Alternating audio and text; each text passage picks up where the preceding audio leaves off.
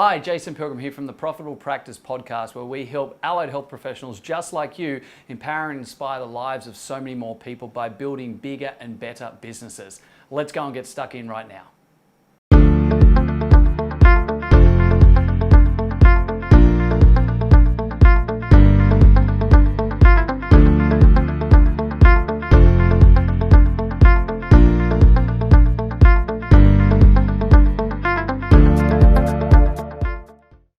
Welcome everyone to another episode of the Profitable Practice podcast. I'm here again with Erin Bell, and we're having a bit of fun at the moment. We've broken this session down into a couple of different podcasts, so you guys will be listening to this as a start to another podcast. And we're going to get stuck in right now. So for those that, I sort of feel funny going back through the whole thing, but I've known Erin for quite a few years. And I'm actually older than you, so I can talk about you being young because that works okay as well. But so Erin, obviously 15 years at the top level of netball in Australia, was in the Australian squad, a couple of World Cups, captained Australia, Diamonds, 3 championships, Sydney Swifts, 1, 2 with the Adelaide Thunderbirds. And we won't talk about the last year that you did at Collingwood because we, yeah. Moving on, Jace. It still counts. Yeah, no, it does. So I wanted to get into this podcast in particular because you're an EP. You had a pretty big caseload at one point. You had to back right away. Sport took a lot more of a front seat in your life. But then you obviously went on to do some other really cool stuff with your own brand. Training camps, shooting clinics with kids, and started to work through that. And I really wanted to dive into that sort of whole avenue of how you put that together, how some of the do's and don'ts, some of the speed bumps and challenges, because obviously you also did that around your own personal Erin Bell name and personal branding, which is very different to how a lot of people put together their health business. So yeah, I just thought I think it's going to be really beneficial to dive in deep here and scratch that itch and try and give some really good avenues there. So let's start off with this. How many clients were you seeing a week, like on the EP side of things? How was that working? Were you working by yourself? Were you working with a team? Just give us a bit of a background into that side of things. Look, it won't sound like much to all the people who run their own practices, but I think I was probably working 3 or 4 days a week. So, yep. Probably 45 minutes to an hour per session. And I was getting booked out until then I started to have to cancel clients and reschedule clients because of netball commitments. And then my calendar got a little bit more sporadic. And I just got nothing out of that. I think as an EP, you sign up for that job because you want to help people and you want to actually see progress, and you'll see them in their first session, and you want to keep working with them and you want to get results for them.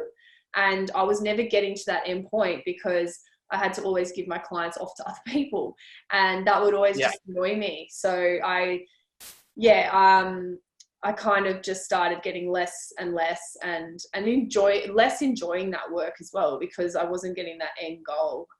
So then I decided to try my hand at my own business, running netball clinics in South Australia because there was a massive gap down there. And I thought, I know how to do that. I know how to coach. I know how to do clinics. I just had to figure out from scratch how to actually run a business. So that was kind of fun. That was the fun part. Yeah. So hang on. Let me just. So there's a difference between being a professional netballer and running a good business. Is that what you're telling me? Oh, look, even coaching, like just because you're a good player doesn't make you a good coach. So yeah, oh my God. And even just looking back and thinking about things that I did, like some things I'm like, oh, that was so dumb. Why'd you do that? But I think, I was just learning as I went. Do you care to share any of those? I have no idea. Do you care to share any of those off the top of your head?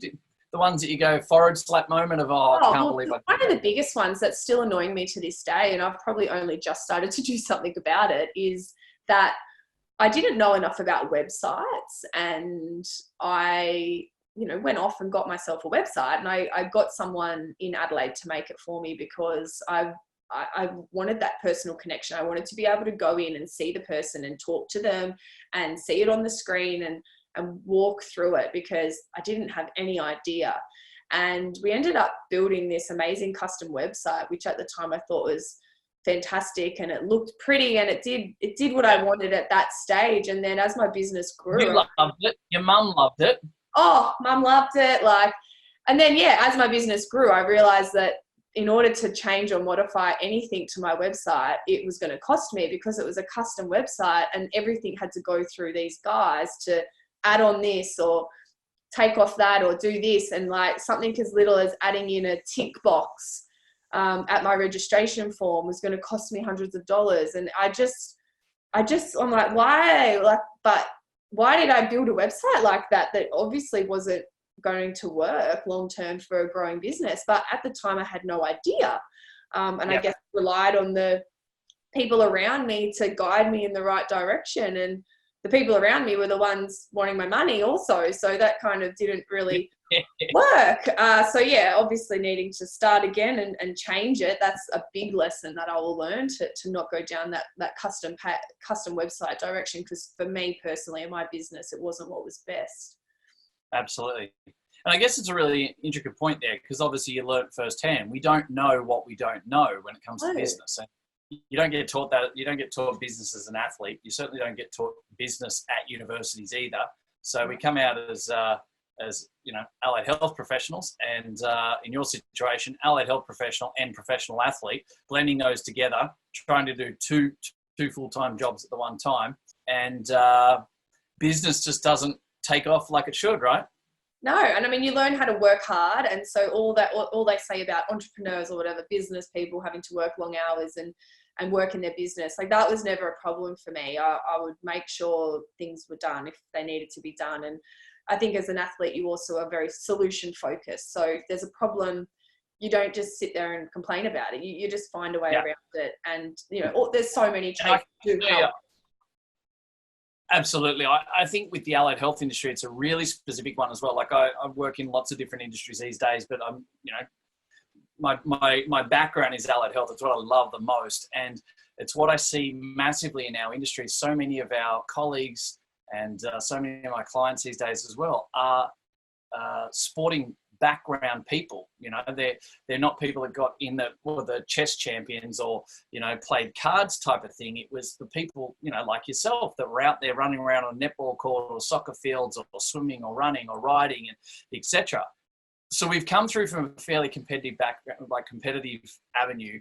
We know what it's like to juggle school and studies with some type of training. Some people 2 or 3 days a week, sometimes twice a day.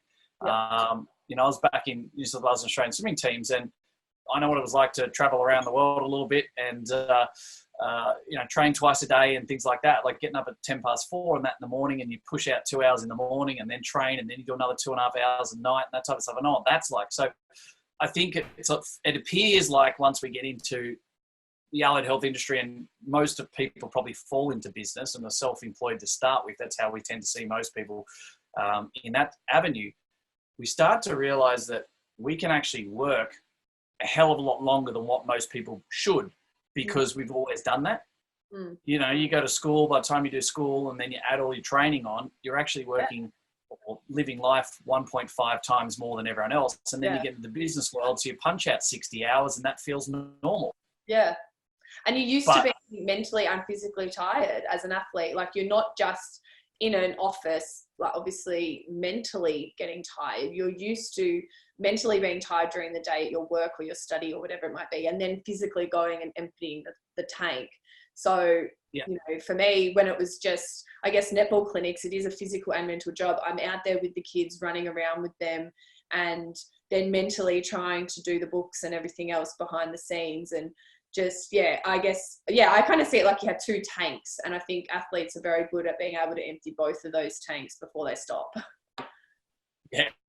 Yeah, absolutely. But you can only do it for a set period of time, right? Oh, yes, I'd learnt that as well. Yeah. So obviously you went into not just the business world, but you went into the personal branding, marketing type world, because obviously, the Erin Bell side of things, your logo was the capital E, and then the right-hand side of the B without the stick part joined together as the thing. See, I remember these. So quite a few years ago now, but I still remember it. Still very similar. I still remember having coffee. Yes. Yeah, I remember having coffee discussing this at the Intercontinental in Adelaide quite a few years ago at a conference too. Yes. I know. Going really. So, that was the start of it. Yeah. That was the very start. Absolutely. Absolutely. So what did you find was extra hard, I guess? Because obviously when you build a business based on you and your name in the health industry, it's a lot harder than going and putting together a team and a business and a multiple disciplinary approach and things like that. How did you find it? Talk to me about that experience. Well, I think, for me, I didn't necessarily want to name my business after myself. I just couldn't come up with a creative name. So that's what happened. I had no idea, so I just called it me. Yeah, and everyone was saying, capitalize on your, you're well, in Australia, I was well known. So they were like, capitalize on that, capitalize on your name while you've got it, and it'll help you get registrations, etc. And I guess it did. And especially while I was playing, and then I was captaining the Thunderbirds, and my profile was definitely growing in South Australia. And I was getting a lot of registrations to the clinics, whether it was because of that or not. But I think kids loved being able to see me on court playing and then come and meet me at a clinic. That's it. Yeah, and that worked great until I moved clubs, and then I was in Melbourne playing for Collingwood, and now I'm retired. So I think it was great while I was in Adelaide and I was playing and I was really building my business and it was growing. But then it just got to that point where it was too big for me to do. And I had to think about what next. I need people, that you talk about a team, and you've got to have good people around you. I just didn't have any of that. And I knew that I needed it, but I couldn't invest time into that part of it. It was the old classic working in the business, not on the business situation. Like the only energy I had was to be able to set up a clinic, run the clinic, and then think about the next clinic. I didn't have time to interview people to help me with roles, and I just didn't have the mental space left to deal with that while I was doing it. And I knew it was coming and I knew it was going to be an issue. And so I guess, when I moved to Melbourne, I did try and employ a few people to help run the clinics in Adelaide still. And I had a good team of coaches who were able to coach. Our numbers did drop. And I don't know whether that's because, I wasn't there, and that whole, they expected to see me there because it was called Erin Bell Netball. Or, whether it was just the time, or I don't know, like I really don't know. But I'm still working through that, and I'm still working through how I can actually make it a profitable business now that I'm not playing. And it's still challenging. So I don't really know the answer just yet, but I think it's important for people to realize their limits and their challenges that might come in the future as much as you can, if you can foresee things, and to have solutions around them so that you're ready to go before they actually come. And I don't think I was prepared enough for that. Absolutely. Okay. So what would be, say, let's say the first thing you would do differently, rewind the clock 6 or 8 years? Is there one thing that really strikes you and you go, I wish I had done the following? Yeah, I think I know that in startups you have to do a lot yourself, but I think to be able to delegate roles and actually have people in place who are as much as possible equally as invested in the business as you are. And sometimes that's not possible because, you're the owner, it's your business. But if I'd had, or been able to have more time to at least train people, or just have somebody there that meant that I didn't have to do absolutely everything, I probably wouldn't have exhausted myself as much as I did while I was actually in Adelaide.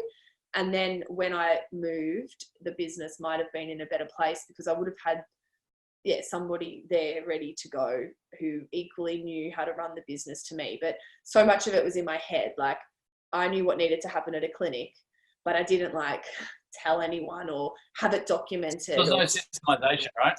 Because it was just me running everything. I didn't need to tell anyone. Like, I just was doing it. And then when I wasn't there, everyone's like, where's the handbook? I'm like, there's no handbook. Like, just don't you know what to do? Like, but how did they know what to do? I didn't tell them. So it was just, that communication, like that training, and that, you know, even just documenting processes and procedures. Like, I just wish I did all that a lot better. It's kind of interesting you said that, because I was running a course in Melbourne actually on Saturday, and we're going to catch up, but our diaries weren't going to meet up. But the challenge that one of them said at the time, I actually asked about the systemization side of things, and one of the gentlemen that was there, he actually said, yeah, like, I've got it all systemized. He said, I guess not all systems are done, but a lot of them are done. I said, fantastic. How many are there? And he said, what do you mean? I said, how many systems are like actually written, designed, you know, videoed, written down, etc., like the handbook type of thing, right? And he turned around and he said, I'm not sure. And I said, are they actually written down? Are they videoed? Have you actually got something in place? And he sort of stopped and nodded at me, and he just tapped his forehead, just like this. And I was like, okay, anything that's in your head doesn't count as a system. It doesn't count as an ability to leverage, because let's be honest, if you're not there, it doesn't run. And that's probably one of the first things that you've just said there is, you know, without having a page actually there, how can you expect everyone else to be on the same page as you, Erin? It was just super hard, because I knew it. And the annoying thing is that I knew it the whole time, but I just didn't do it. Like, I went to the clinic, I did what I needed to do. I went to training, I dealt with that. Then I just went to the next clinic. Like, I didn't have, it was just in the to-do list over there. Like, yeah, make sure you write that down. But that would have meant that I wouldn't have been able to coach at a clinic. And that's actually what was making me money. So yeah, I just felt very reactive the whole time. Like, throughout the business, I wasn't kind of setting the big foundations that were going to make it, you know, able to, continue long term. So, and that only makes you more tired. Let's be honest. What was that? I was saying that only makes you more tired when you don't have the ability to see leverage, and you don't have the ability to systemize through, you know, other people, through technology, through those systems. You're just doing, aren't you? Your head down, bum up. Yeah. You know, and I think it's a bit of a challenge with health providers, because in many respects, whenever people get stuck, we always go back to what we feel comfortable with. And for most people, that's seeing more clients, more patients. In your situation, it would be see more kids at clinics, because that feels normal. I know what to do. I feel good about it. I can go and change lives. I can help people out. I can walk away going, oh, I'm busy and I'm tired and exhausted, because I'm doing all this stuff and I've got all these amazing things happening. But ultimately, being able to step back and see that for what it is, it's a very self-limiting ability and approach to have, because you have no avenue to scale. And whether that's having a few more clinics, you know, netball clinics, or a few more, you know, multiple disciplinary health clinics, businesses, etc., it makes no difference. The principles still say the same, right?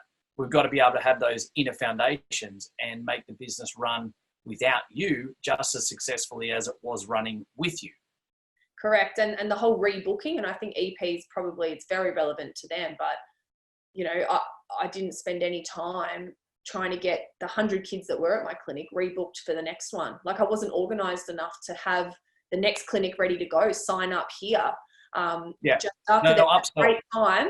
Same with EPs, like, you know, you see your client, make sure they book in again. It just sounds so simple, but that would have required me to be so organized that I'd had the next school holiday clinics already planned and everything booked, and I've got it all on my website. And I was just so reactive. I was just going month by month that I wasn't able to get, you know, all my bookings booked in 3 months in advance, just because I'd been organized enough to have it ready to go. So absolutely. I think as simple as that could have saved a lot of work. Oh, absolutely. Absolutely. So what would you give us, give me 2 or 3 great tips right now for an allied health provider that's, I know you're sitting there going, oh, I'm putting on the spot now. What would you say are the top 2 or 3 tips that you'd love to be able to make sure people took away from your experience of starting your own business, and sort of juggling a sole trader business with, you know, the health industry and professional athlete and things like that? What would be the first couple of tips you'd really want to ram home and make sure they did better and would find it more successful? Yeah, I think just going on what I said, at the beginning, when you're so passionate and motivated and all guns are blazing and you want to see more clients and you just want to get people through the door, I think being really mindful that if you are serious about long-term business and it being sustainable, to equally put time and effort into those procedures and systems, which is so boring, and it's the boring side of the business. Well, to me it was boring, but it was the boring side of the business. I just wanted to be out there with the kids, but people might want to be out in the gym with their clients. But for me, that's a big thing. I think making sure that if you're serious about it being long-term and sustainable and actually making money, then that type of stuff is important, and that's what's going to be what saves it when challenges do arise or you have to rely on other people to come in and do what you were doing. I think marketing is a huge one. For me, it was, little things like the website, the email campaign that I was using, the program that I was using. I had all these things, but they weren't right for my business. So the information I wanted to get from them or the information that I wanted to get from people, I couldn't do in these programs, and I didn't realize that until I'd started it. So I think doing a little bit of research around, what type of website's going to work for you. It will be different to your friend's business, possibly. Maybe EPs will all be quite similar, but it's, making sure it works for you, and then making sure you can actually communicate to your clients effectively as well, because that's probably what I could have done better. So I think you know what you're doing. You're always going to have your skills as an EP and, obviously keep up your training and your education. But you want to have the cogs ticking and working in the background while you're out on the gym, actually seeing clients. Yeah, perfect. And let's be honest, in regards to athletes and business people, I also find that athletes are a lot better prepared to understand where they're going and what they're doing as opposed to the health provider. So the athlete will sit there and go, hey, I've got Commonwealth Games in 2 years. I'm, aiming for that. Or I've got a World Cup in 15 months and I'm going to go ahead and start, planning forward for those and reverse engineering it. But as allied health professionals, very few people actually sort of reverse engineer. They just like to feel busy, and busy is bullshit in many respects, busy doing stuff and things and admin and reports and operations and those type of things, when that's not your genius mode, can just fundamentally rob you of huge amounts of slabs of time every single week, which don't put you in the best mind frame. They don't also enable you to do what you love. And ultimately you become, like you said, very reactive, doing all the things that you shouldn't be doing. And in some respects, you probably get a bit over it, don't you? Did you feel like you're a bit over it at times? Yeah, definitely. And I always tried my best not to let the kids obviously know that I was struggling, but you're with the kids all day doing netball, and then for me to have to then go to my own netball and then analyze netball, it was just overload. And it was too much. And I think, in terms of an elite athlete, you've got your physio who looks after the injuries, you've got your coach who looks after the skills. It should kind of be the same in your business. Like, you're the athlete, so I'm the one that's out there coaching the kids because that's what I do well and that's what the client wants. But, all the social media stuff, like, give that to someone who actually knows how to do that, and that's their thing. Like, you go to a physio if you're injured. You're not going to try and self-diagnose and self-rehab if you've so Dr. Google isn't the right way, Erin, is it? Exactly. Like, you want to get your skin pods down, you go see the dietitian. Like, same in a business. If you want to, whatever it is, like, I think it is. And for me, it was hard, like, not having the cash flow and that'll be, a reality for a lot of startups. You don't have the money to be able to employ these people to help you. So there is a lot of ways around. I'm just saying, we do a lot of work with a lot of guys, and there's a lot of avenues nowadays with technology and people. And one of the biggest ones, obviously, technology is very cheap and very easy on most avenues. But the people side, we obviously use a lot of VA-based work as well, so they're very cheap, and you can get some really good avenues in that respect moving forward. But I always want to make sure that with all of our clients and my own businesses, it's our content, it's our IP, it's our brand and reputation that's on the line. So I want to make sure that we're the ones saying and doing what needs to be done, but the actual doing part doesn't need to be done by us. So the social media side can actually be really cheaply done when you're doing the right thing for the right reasons, but you're not the one doing the click, click, click. Someone else can do the implementation, but the strategy and the content and the authority, etc., is able to come from you.